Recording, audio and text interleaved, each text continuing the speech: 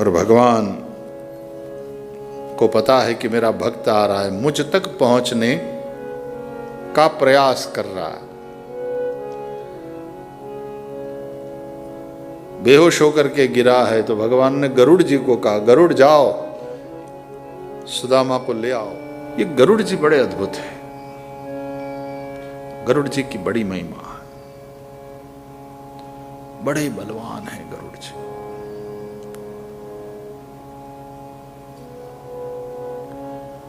उनसे ज्यादा बल वाले हनुमान हैं पुराणों में जो कथाएं मिलती है तदनुसार, क्योंकि वो तो 11वें रुद्र है ना। हनुमान मतलब 11वें रुद्र, स्वयं रुद्र है। तो सुदर्शन की अपनी शक्ति है, गरुड़ जी के पास अपनी शक्ति है। तो सुदर्शन तो भगवान नारायण का अस्त्र है और गरुड़ जी वाहन है। लेकिन गरुड़ जी की इतनी बड़ी महिमा है,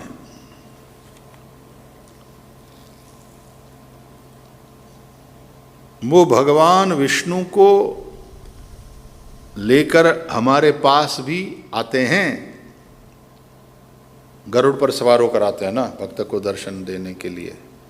पुराणों में कथाएं मिलती है, गरुड़ पर आरूढ़ होकर के भगवान पधारे। ये देव दानव जब समुद्र मंथन कर रहे थे, भागवत की कथा,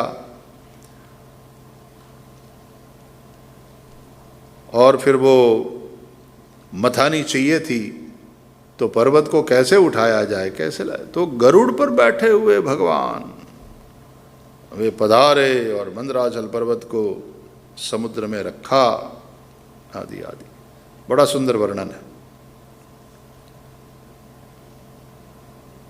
तो गरुड़ पर विराजमान होकर आते हैं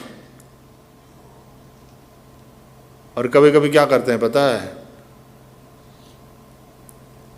भक्त को अपने वैकुंठ धाम में अपने पास बुलाना हो तो गरुड़ को भेजते हैं। जैसे कोई बड़े सेठ कार नहीं भेज देते कि हमारी कार आएगी आपको लेने, मैं कार भिजवाता हूं। तो उसी तरह गरुड़ जी लेने के लिए, एक कथा जैसे सुदामा का हम व्याख्यान सुनते हैं तो बोले सुदामा एकदम दुबले पतले से थे, कंकड़ कंटक पांव में लगने से खून भी बह गया, खाना पीना तो जल्दी नसीब होता नहीं था, अशक्त शरीर हो रहा था, और फिर वे मार्ग में बेहोश होकर गिर पड़े। और भगवान को पता है कि मेरा भक्त आ रहा है, मुझ तक पहुंचने का प्रयास कर रहा है। बेहोश होकर के गिरा है तो भगवान ने गरुड़ जी को कहा, गरुड़ जाओ सुदामा को ले आओ, पहुंचाओ मुझ तक। भगवान आपके पास आएंगे तो वो भी सुपर्ण गरुड़ वेद रूप उस पर आरूढ़ होकर के आएंगे, वेद मंत्र। और उसी तरह वेद ही हमें भगवान तक पहुंचाते हैं।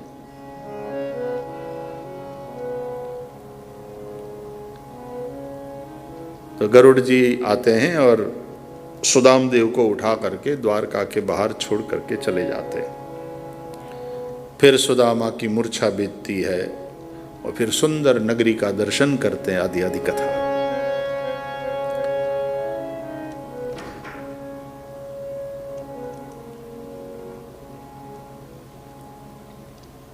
तो विष्णुलोक की ओर ले जाने वाली, योग की दृष्टि से विष्णुलोक की ओर ले जाने वाली आत्मशक्ति श्रुति रूप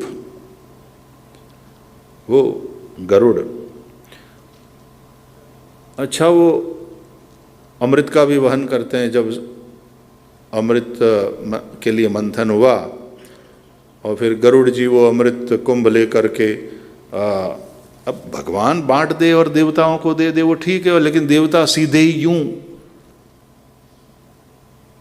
झापट मारे, तराप तराप तराप को हिंदी में क्या कहते हैं, वो छीनने का प्रयास करे कि ये सारा प्रोजेक्ट हमारा था, ओके, और अमृत निकला है तो दैट बिलोंग्स टू अस। तो गरुड़ लेकर के जा रहे थे, इंद्र ने अपने वज्र से प्रहार किया गरुड़ जी के ऊपर, अमृत चाहिए।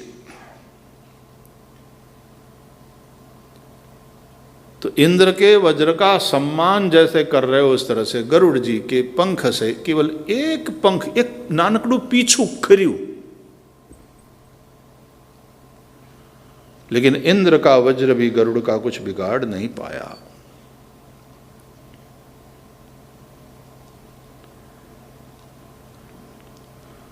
तो वो अमृत का वहन करने वाली जो अपराजित विष्णु शक्ति है उसका प्रतीक है गरुड़ जी, ये भी है।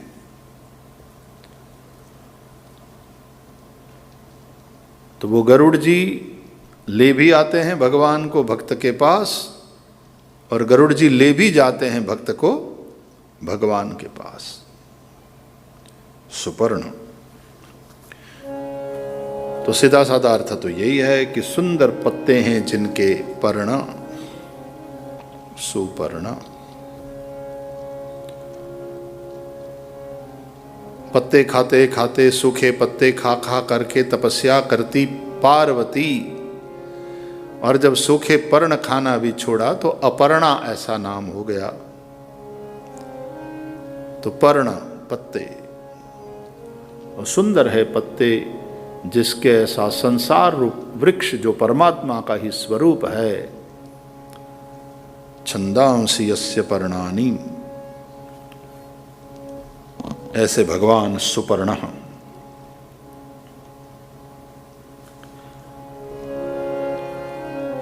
ओम सुपर्णाय नमः। ओम सुपर्णाय नमः। वो क्षाम वाला रह गया। ओम क्षामाय नमः। ओम क्षामाय नमः। तो वो वाला नाम मंत्र तो माधव तंत्र के अनुसार सर्वप्रथम वज्राभ ऋषि ने जपा, और जपने से वज्राभ को वेदों का ज्ञान प्राप्त हुआ। देखिए क्रम में यही सब आता रहेगा।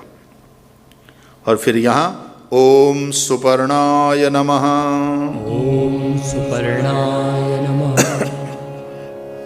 ये नाम मंत्र कौथुमी ऋषि ने सर्वप्रथम जपा, और ये मंत्र जो है मुक्तिप्रद है। ऋग्वेद में भी संकेतित है 1:105 में। भगवान विष्णु तो मोक्ष के दाता है ना, तो मुक्तिप्रद यह नाम मंत्र है। सुपर्णो वायुवाहनः।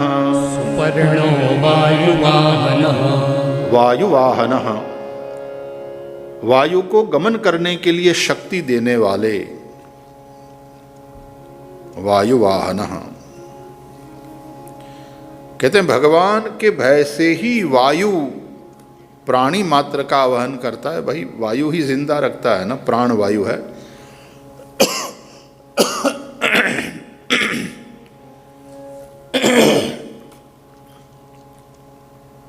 उपनिषद कहते हैं भीषास्माद् वातः पवते,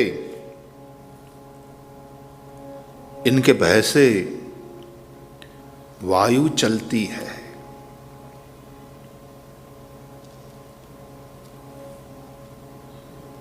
बहुत बल वाला होता है ना,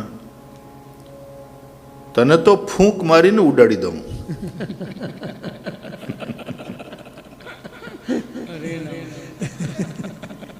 अथवा तो तू कहीं फूंक मारे ने हमें उड़ी जाइए, ये बात में माल नहीं। तारी तारी ताकत शू है।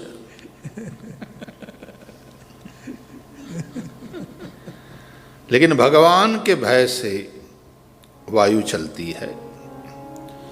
ये भगवान का ही प्रताप है, प्रभाव है। प्राणी मात्र में वो वायु, प्राण अपान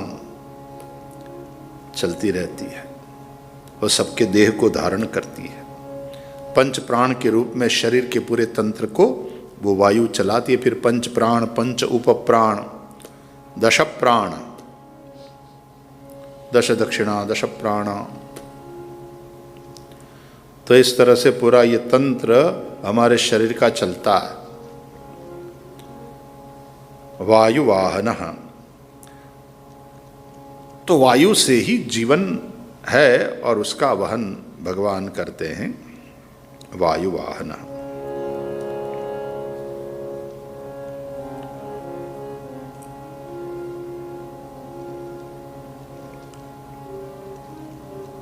अब उसी वायु प्राण अपान को ठीक से कंट्रोल करके फिर आपने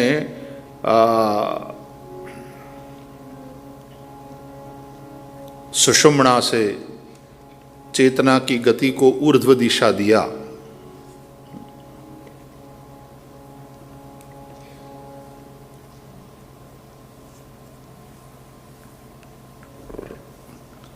इड़ा पिंगला और सुषुम्ना में, तो सुषुम्ना के द्वारा वो उत्तर वाहिनी हो गई चेतना। देखो आगे भगवान का नाम आएगा धनुर्धरः, तो उसमें भगवान का कौन सा धनु भगवान धारण करते हैं? बोले उसका नाम है शारंग।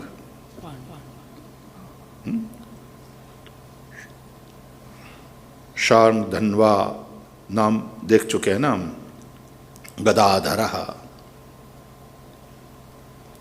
तो शारंग धनुष है। तो शारंग, उसमें कहीं श्रृंग, श्रृंग शिखर,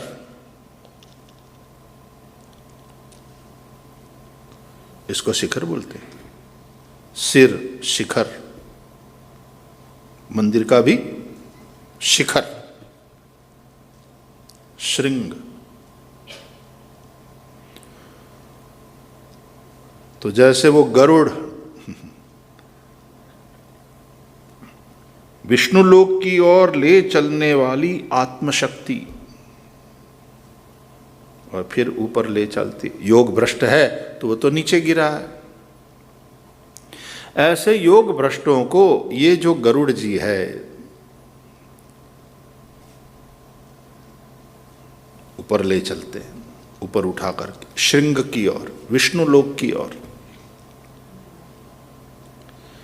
एक कथा भी आती है इस तरह से कि ऊपरीचर नामक एक वसु को इसी तरह से भगवान ने गरुड़ के द्वारा ऊपर पहुंचाया। तो योग भ्रष्ट के,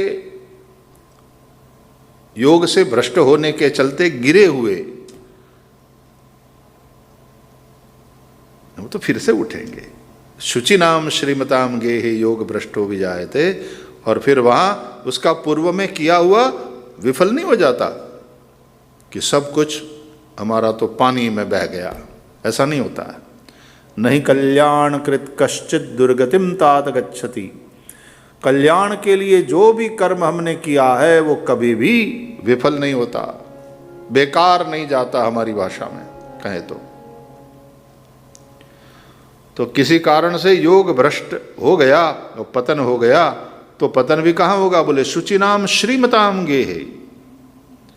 वो जन्म भी लेना पड़ा तो किसी शुचि श्रीमंत परिवार में, और फिर से कहीं न कहीं वह वेद, वह श्रुति, वह प्राण शक्ति जो ऊर्ध्वमुखी होकर श्रृंग की ओर, शिखर की ओर ले जाने वाली सहस्रार, उसमें स्थित करने वाली। राजा परीक्षित ने अंत में पग की एड़ी से मूल स्थान को दबाया और प्राणों को षड चक्रों में घुमाते हुए जैसे सहस्रार में ला करके स्थिर कर दिया।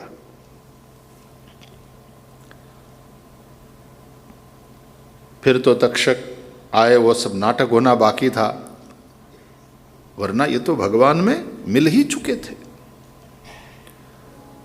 तो विष्णुलोक की ओर ले जाने वाली जो एक आत्म शक्ति है, उस रूप में भी गरुड़ जी को देखा जाता है। पूजा में जब आप लोग बैठते हो तो मुख्य प्रधान देव की पूजा तो बाद में आती है, उसके पूर्व जो जो पूजाएं आती है तो उसमें शंख घंटा पूजन भी होता है ना। तो शंखस्थ देवतायै नमः सर्वोपचारार्थे गंधाक्षतम पुष्पम समर्पयामि।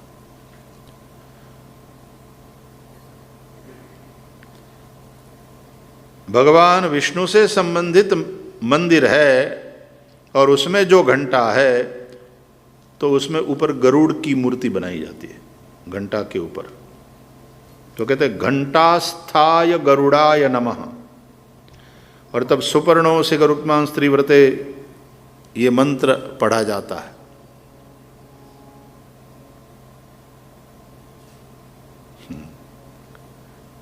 ये घंटी नहीं बज रही है,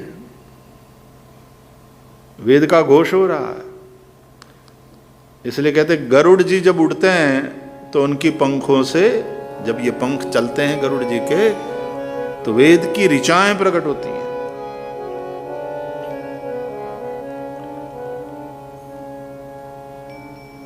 भगवान शिव का मंदिर हो तो वहां जो घंटा होता है तो उसके ऊपर वृषभ का चिन्ह होता है। तो विष्णु संबंधी मंदिर में वहां जो घंटा है तो उसमें गरुड़। शरीर उन सब चीजों से जैसे सुंदर दिखता है, वो कहते हैं गुजराती लोग, एक नूर आदमी हजार नूर कपड़ा। तो वस्त्र कैसे हैं, किस ढंग से पहना है, ड्रेसिंग सेंस कैसा है, उसका अपना महत्व है। तो बिना पत्तों का वृक्ष होता तो है लेकिन उतना सुंदर नहीं लगता, वो छाया नहीं देता। तो भाई पर्ण, पुष्प, फल, तो ये जो अस्तित्व है वो अश्वत्थ है, पिपल। अश्वत्थ सर्ववृक्षाणाम, और ये भगवान का रूप है, ठीक है। इसलिए हमारे यहाँ भैरव जी के पास भी जो पिपल है वो निम्ब युक्त पिपल है। निम्ब, नीम का पेड़ साथ में निकला है। तो निम्ब युक्त पिपल को लक्ष्मी नारायण का रूप माना गया। तो देखो भगवान कैसे कैसे लीला करते हैं। इसमें कोई योजना हम लोगों ने नहीं बनाया, ये बनती जा रही है, ये श्री हरि की लीला। तो इस तरह से भैरव जी के पास भी रहते हैं, भैरव जी को भी भगवान लक्ष्मी नारायण की सन्निधि प्राप्त होती है। तो निम्ब युक्त अश्वत्थ, अस्वस्थ नहीं बोलेंगे तो अर्थ चेंज हो जाएगा। अश्वत्थ, उसमें आधा तो आएगा, आधा स नहीं, अश्वत्थ। तो अश्वत्थ सर्ववृक्षाणाम, अश्वत्थ पिप्पल को कहते हैं। और वृक्षों में पिप्पल का वृक्ष मैं हूं, यानी ये भगवान की विभूति है। तो ऊर्ध्वमूलम अधशाखम अश्वत्थम प्राहुरव्ययम, गीता का 15वां अध्याय। छंदांसि यस्य पर्णानि यस्तम वेद यह तम वेद स वेदवित्, जो उसको जानता है बस वही वेदज्ञ है। छंदांसि यस्य पर्णानि, तो भैया यह संपूर्ण अस्तित्व सुंदर है तो वेद के चलते हैं। सुपर्ण, और ये वेद भी भगवान का ही स्वरूप है। वेद सच्चिदानंद घन भगवान का ही स्वरूप है। तो कई बार कथा में भी हम चर्चा करते हैं ना कि विद सत्तायाम, विद ज्ञाने, विद लाभे। विद धातु इन तीनों अर्थ में प्रयुक्त होता है। तो विद सत्तायाम, जैसे विद्यते तस्य कार्यम न विद्यते,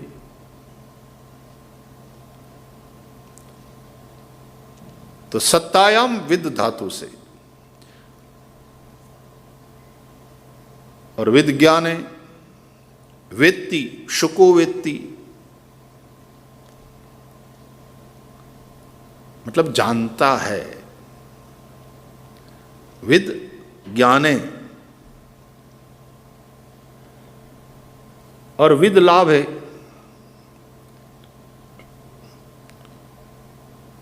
तो विंदती,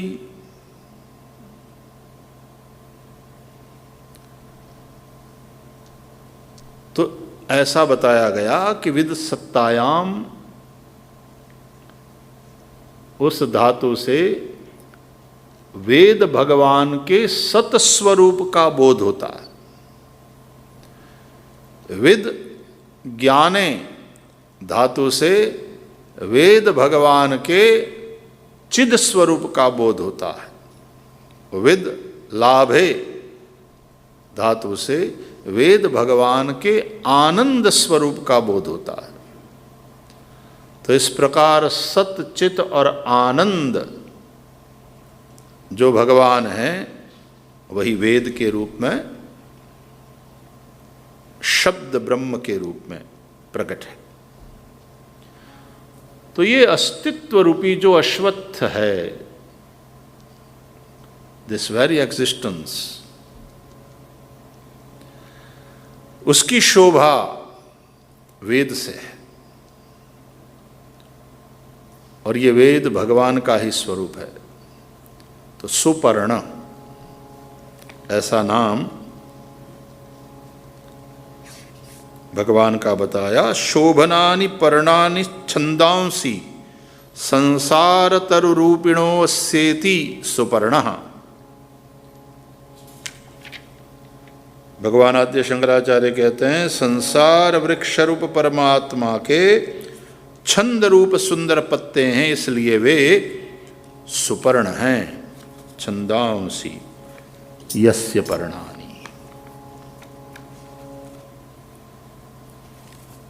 सुपर्ण।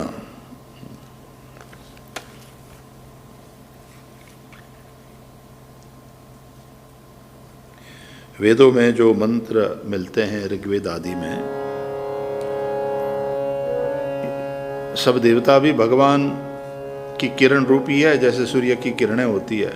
वो अंग्रेजी वाले लोग कहते हैं डेमी गॉड्स, लेकिन ये सब भगवान का ही रूप है। इंद्र हो, वरुण हो, तो इंद्रम मित्रम वरुणम अग्निमाहु रथो दिव्यम ससुपर्णो गुरुत्मान एकम सद्विप्रा बहुधा वदन्ति अग्निम यमम मातरिश्वानमाहुः। ऐसा मंत्र है ऋग्वेद में। तो इंद्र, वरुण और उसी तरह सुपर्ण, सुपर्णो गुरुत्मान। तो भगवान का एक नाम सुपर्ण भी है वेदों में। तो छंदांसी यस्य पर्णानि, और ये छंद वेद ये भगवान का ही रूप है। तो छंद रूपी सुंदर पत्तों वाले संसार रूप वृक्ष, अतः इनका नाम सुपर्ण है।